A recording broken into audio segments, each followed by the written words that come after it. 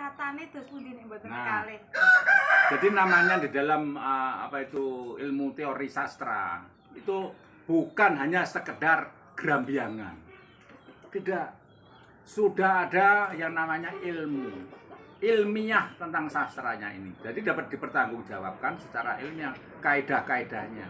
Dan ini perlu suatu pembahasan yang memenuhi kriteria-kriteria dari tanda-tanda, lantas gejala-gejala, dihubungkan, lantas diberi teori-teori, dan akhirnya mempunyai suatu yang saya sebutkan tadi, bukan hanya memberikan suatu kenyataan ditampilkan, tapi juga harus ada gagasan yang diberikan. Ini sastra, dan ini pembahasannya tidak sederhana, dan makanya setiap kaidah teori di sastra itu banyak pendapat yang berbeda dari para ahli. Namun sekarang ini ada ilmu budaya yang berkembang, dan ilmu budaya itu semua bisa dipakai untuk pendekatan, dan pendekatan apa yang mau kita tajamkan biasanya disebut sebagai pisau bedah. Kalau pisau bedahnya ini terlalu berat, besar, memakai bendo atau parang, maka pembahasannya kadang ya jadi kacau balau gitu. Tapi kalau pisau bedahnya tajam dan pas, maka akan asik. Nah, kalau di Bu Haja ini tadi Anteng Kitiran pendekatannya itu sastra Jawa modern.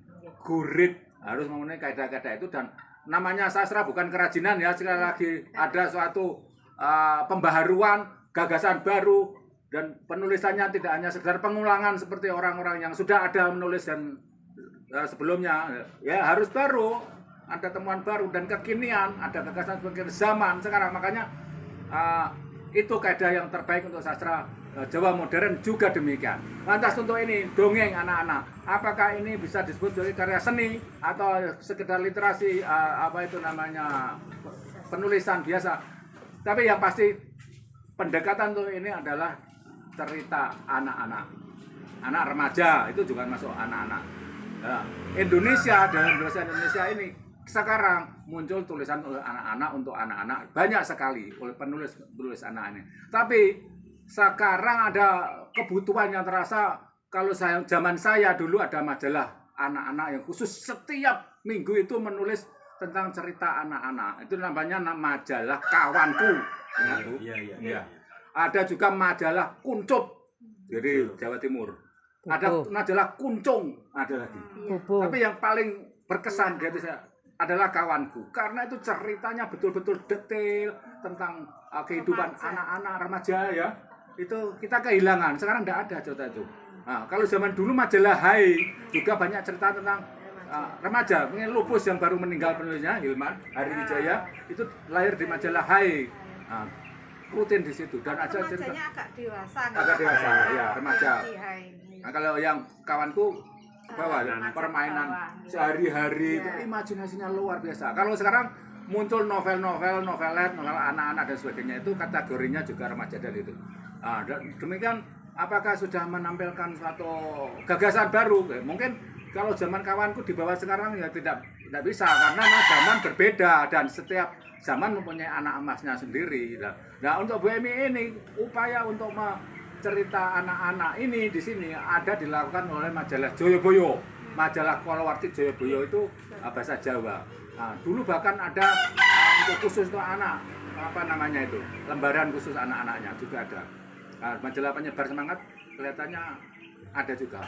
Nah, untuk anak-anaknya, karena di situ Ibu Emi ini murid-muridnya sering mengirim ke majalah Joyoboyo dan ditulis di rubrik calon pengarang, ya, diedit oleh Mas Widodo Basuki dari editornya. Nah, di sini cerita-cerita ini kita akan membawa kenyataan bahwa pada saat ini yang penting adalah literasi sastra.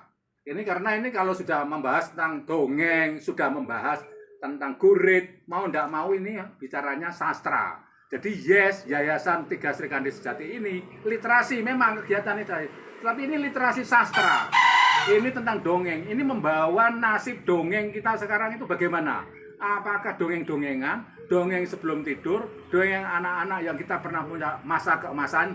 Salah satu penulisnya adalah Sutekno, sastrawan Lembaga Kebudayaan Rakyat yang memimpin majalah Kawanku. Sekarang sudah almarhum, tulisannya luar biasa, membawa imajinasi seperti Arswendo Atmawiloto di majalah Hai, Hilman Harwijaya ada Sersan Grung-Grung di majalah Hai dan lain sebagainya. Lantas ada majalah Anita Cemerlang untuk remaja, untuk yang percintaan itu cerpen-cerpen terus. Sekarang kita kehilangan itu, tidak ada. Yang ada sekarang novel-novel itu.